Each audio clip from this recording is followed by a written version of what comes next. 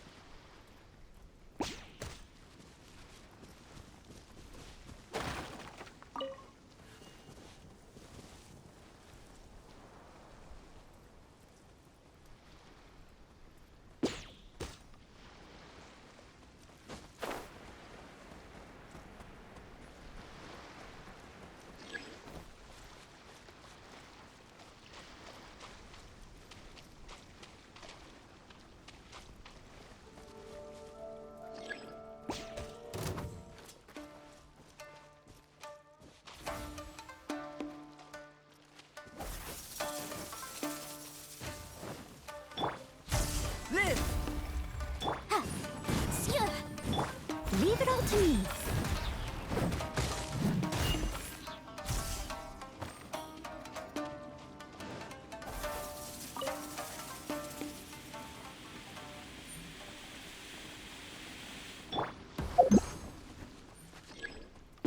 Off we go!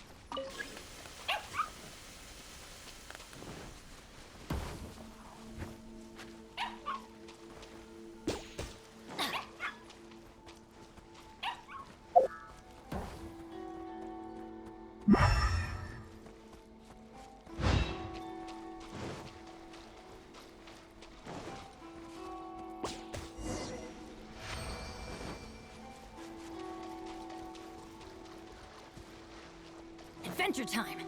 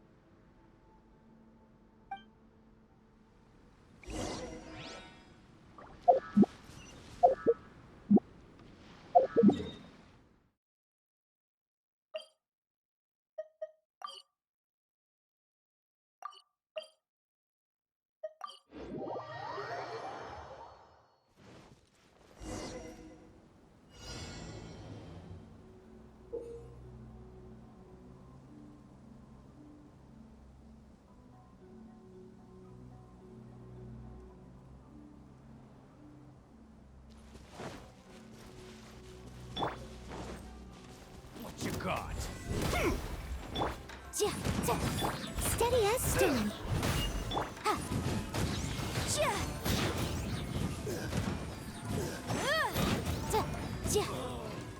Ha.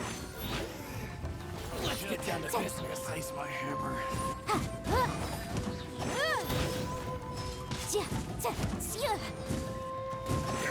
This! Boom boom! Ha. Leave it all to me. To the ferry?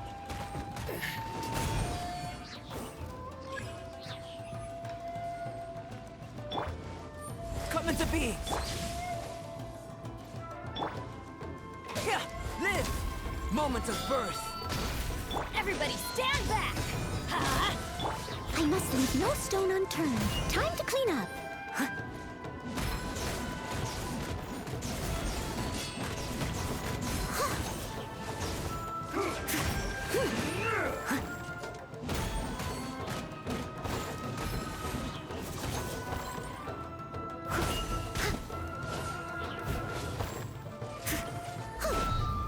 Steady as... Motion to compel! I'm ready! Coming to be! This battle.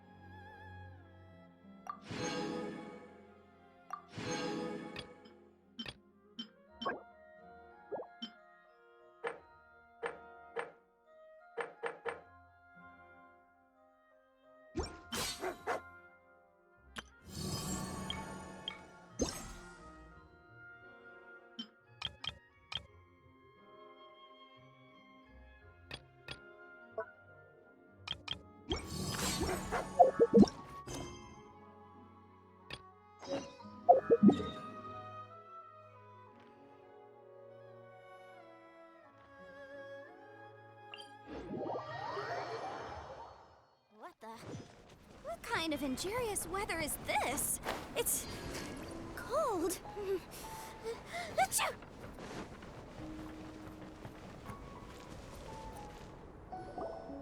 Albedo! Traveler, Paimon. I suppose your story is ready. Yep. How about you? Do you need some more time? No need. I am also ready to tell my story. Paimon calls dibs. Paimon first! Please, go ahead. Okay, here goes. Once upon a time, there was an evil researcher who went into the mountains and did a crazy experiment on whopper flowers to transform their appearance. After a lot of pain and suffering, the whopper flowers finally took on a human form. Then they stood by the side of the mountain to wait for unsuspecting bypassers. To whoever spoke to them, they would ask some questions such as, "Who am I? Who are you?" If the bypasser got the wrong answer, the last sound they'd make would be a yelp before the whopper flower ate them alive in one bite. Ooh, truly frightening. What the? You two aren't scared at all! Don't go nitpicking, okay? If you didn't like the story, go write your own!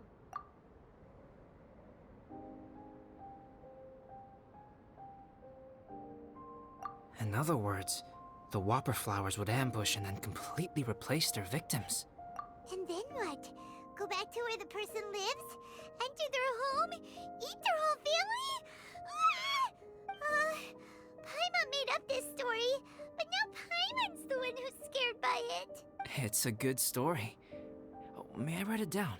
I may bring it up in future conversations. What for? Just to scare people with? Yes. You've got a real mean streak, Albedo. Mine is a little longer than yours. It starts with an alchemist. A great alchemist once created Subject 1. Subject 1 was her proudest achievement, and successfully blended into human society. No one ever would have thought that this friend of theirs was in fact a synthetic human. However, unbeknownst to Subject 1, the alchemist had tried the same experiment many times before he had come into being. Some of the rejects from failed experiments had been discarded, but had not died. Subject 2 was one such failed experiment. He was swallowed by a great dragon that came to rest upon a snow-swept mountain. Many years later, he was resurrected by the dragon's mysterious power. He saw all kinds of people on the mountain, including Subject 1, who had somehow, miraculously blended in among them. Never in Subject 2's wildest imagination had he thought it possible for experimental life forms such as they to deceive everyone so successfully. He saw the way humans accepted Subject 1 as a friend, witnessed their affection as they addressed him by name. This was what Subject 2 wanted. Now, all that Subject 2 desired was to replace Subject 1 and take the joy of his existence for himself. This is giving Paimon the chills. So scary. Subject 2 began to unfold his plan. He stole Subject 1's books and notes and studied all that Subject 1 had learned from the alchemist. Subject 2 was highly intelligent, and he learned quickly. He changed his face into an exact replica of Subject 1's face. Then, he found a plant with mimicry capabilities and transformed it using dragon blood and alchemy. And so, not only did Subject 2 transform his own appearance to perfectly match that of Subject 1, he also created a third entity, Subject 3. What? There's 3 of them now? But Subject 2 wanted to become a perfected human. So, he erased a mark on both his and Subject 3's necks. For these marks were symbols of imperfection. In my view, it was probably a subconscious act, an instinct. He so desperately craved to become a perfect human being that he forgot something. Human beings are defined by their flaws. Subject 2's plan was meticulously crafted. Subject 3 would draw Subject 1's attention. After Subject 1 disposed of Subject 3, he would assume the threat had now disappeared and would let his guard down. The next moment that Subject 1 was alone, Subject 2 would make his move.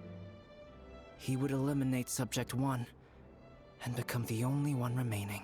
He would secretly replace the Subject 1 of everyone's memories and inherit his identity, residence, clothing, sword, name, and friends.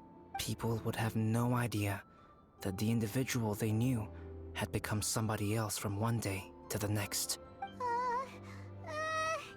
This is way too scary. Paimon's never gonna be able to trust anyone again. But just before Subject 2 could carry out his plan, a unique stranger entered the mix. Subject 2 tried to make contact with this person, but found that they could somehow sense he was different from Subject 1. What's wrong? Are you scared? What happened then? What happened to the stranger? He became a new stage in Subject 2's plan. One more person that Subject 2 had to dispose of. It's as if there were 3 identical roses in a garden.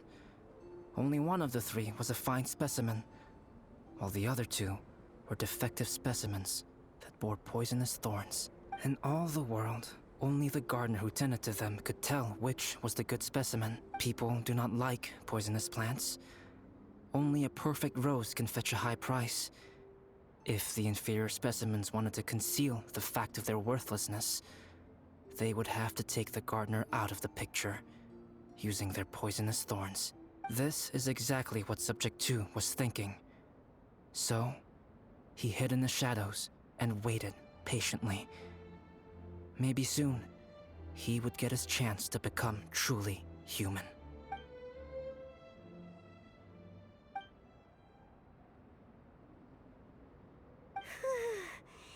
That was intense! So what happened after that? Did Subject 2's plan succeed?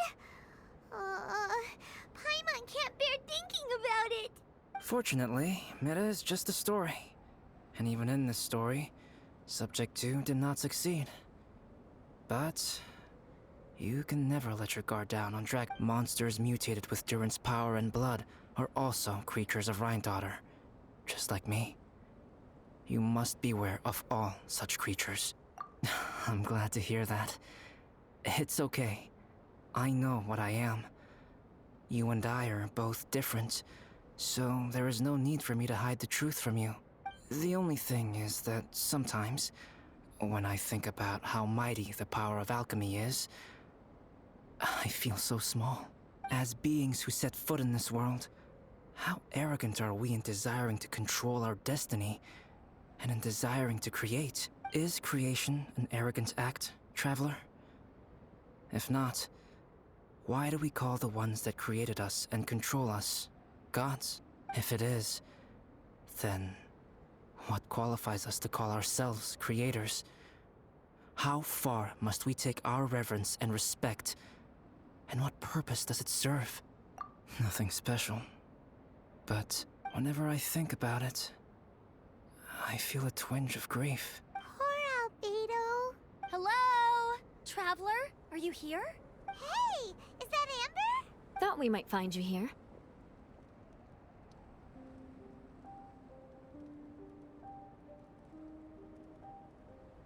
We're here to deliver a message from Cyrus. There's gonna be a big event down at the base camp, and they want you there too, Traveler. Winter camp is nearing its end.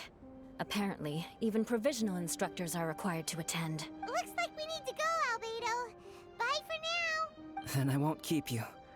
I have some things to attend to here, so forgive me for not seeing you down. Don't worry about it. There have been no issues getting up and down the mountain recently. Is everyone ready? Let's not keep them waiting.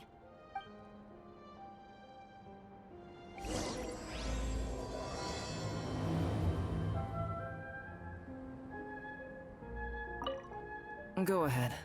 You're one of their instructors, no?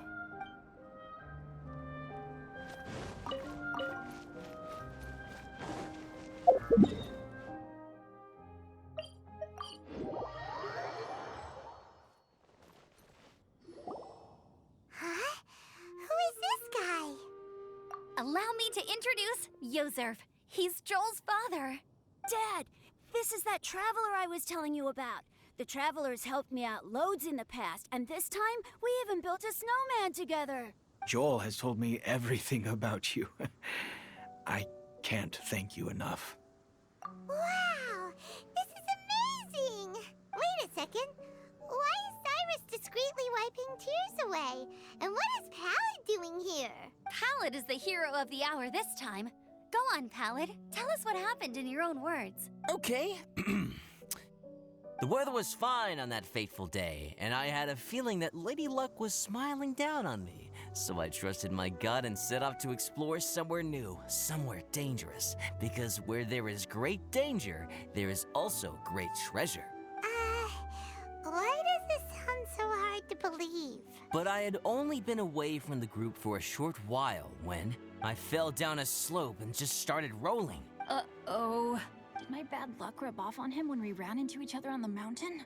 The place I fell to was somewhere I didn't recognize, and I'd sustained a few injuries.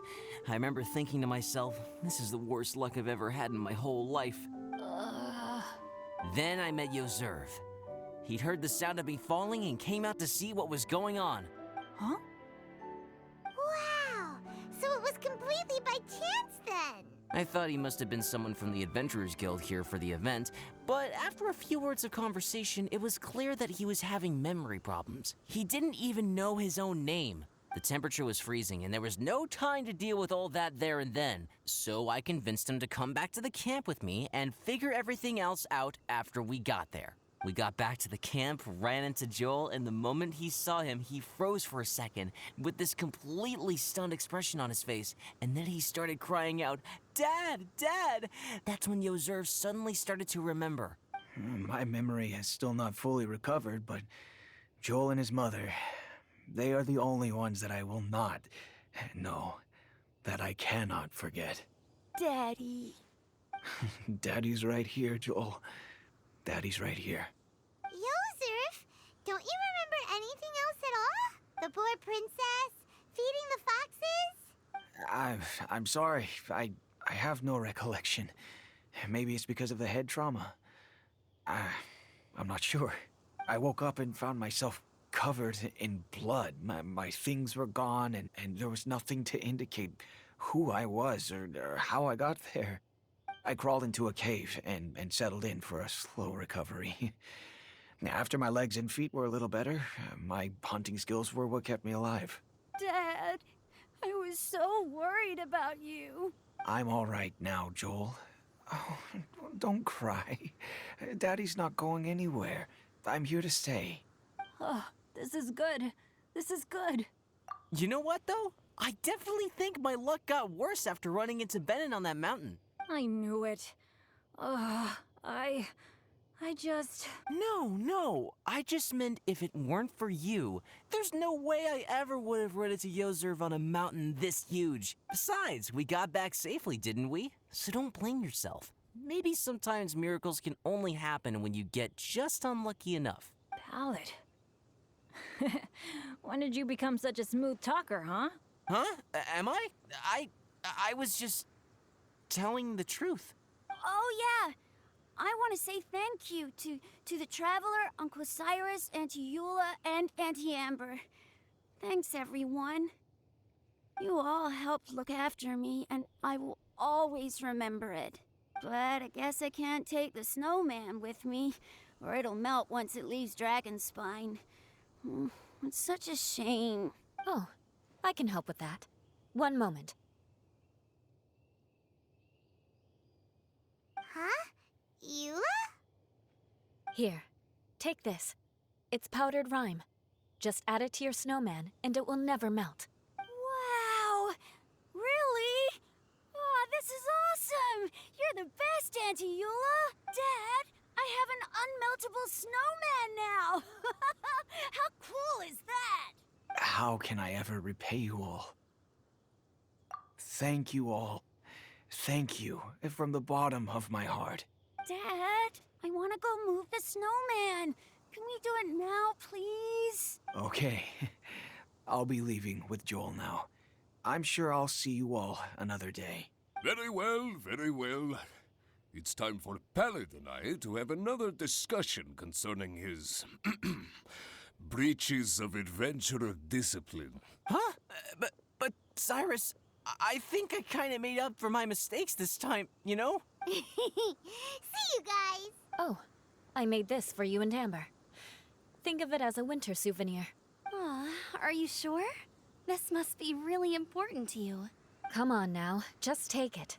No need to make such a fuss. Wow! Now our snowman won't melt either! Great! You're welcome. Just keep it. That's all I ask. Amber and I have some business to attend to now. See you later.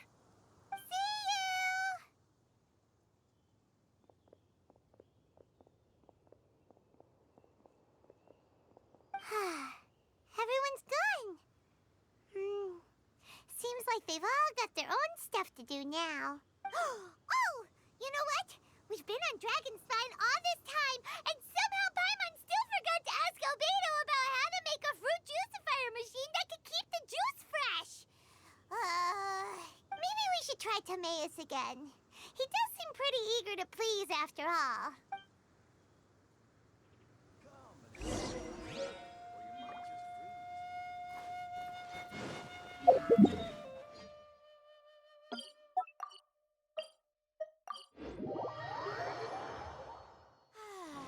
This weather's got me in the mood for reciting some laws. Let's see. Commercial Law of Liyue, Chapter 27, Section 6, Article 3 stipulates that... Wait, what was it? Oh my goodness, I've completely forgotten.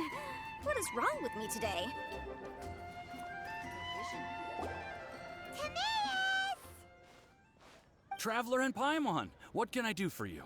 Wait a minute. You've got that mischievous look on your face. Oh, you're not still thinking about that ridiculous juicer thing, are you? Timaeus, will you help us? Well, if the Traveler isn't really interested, then, yeah, maybe I'll give this one a pass. It's just the weirdest request ever. No, but Paimon's Sunsettias are gonna go to waste without it! And the time it would take me to research something like that, I could probably pick those Sunsettias again 10 times over. New research project, Timaeus? We meet again. Oh, Albedo, thank goodness. So the situation is, Paimon wants a machine that can turn fruit into juice and keep the juice fresh. I mean, surely it's... Majorly important, that's what it is. If you can manage to invent this, we'll never have to worry about fruit going bad ever again! That's impossible.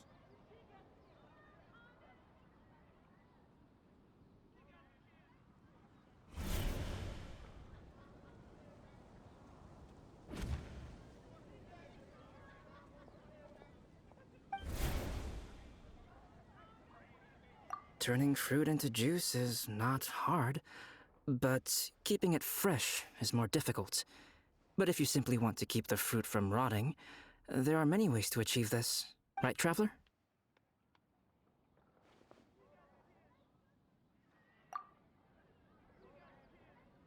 What about his neck?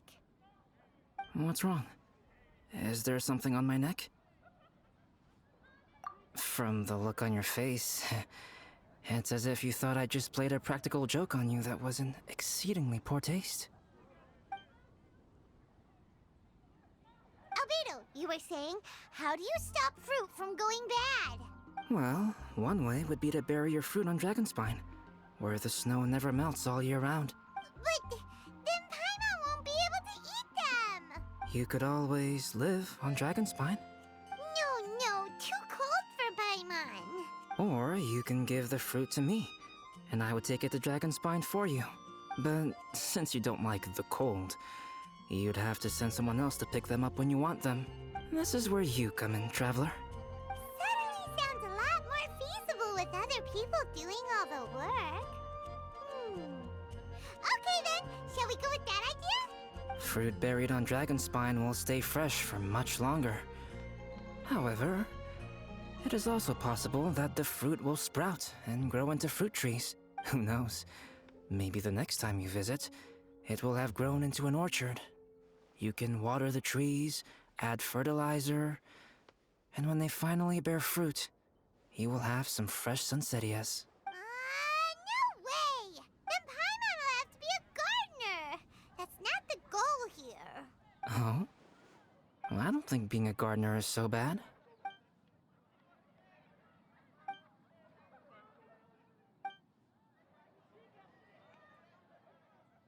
Albedo!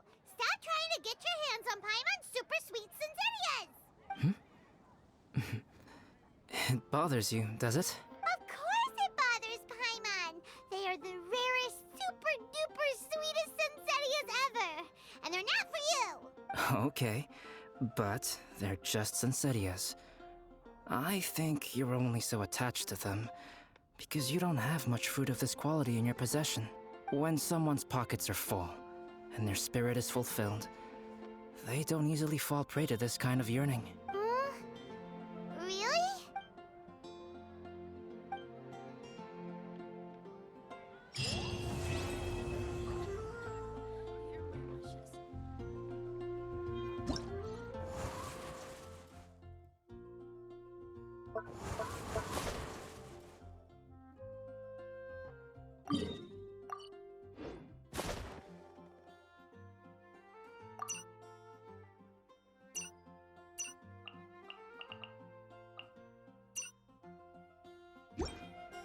I'll remind you again.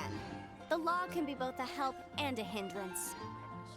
Dragonspine is too cold for ordinary fruit trees to survive. But if one day Dragonspine did become home to gardens and orchards, there would be more reasons for people to visit. Perhaps a little life is the key to attracting people.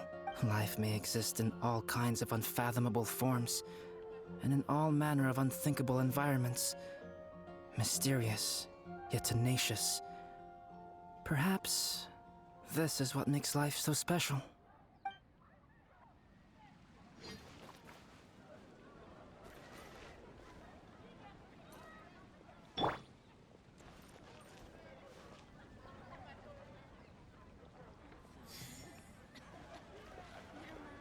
And a radish veggie soup. Ancient alchemy.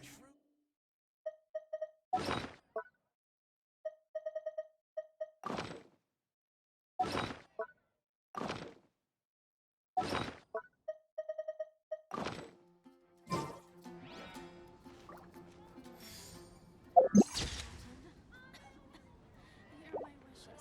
Vision and decree. Ancient alchemy truly is fascinating. Yes, I'll host an expedition at the Adventurers Guild.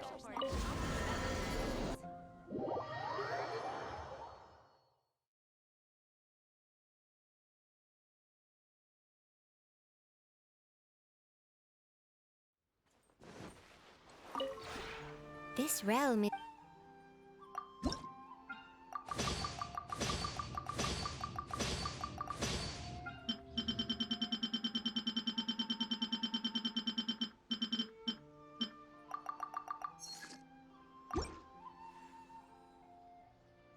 If you ever had... This realm...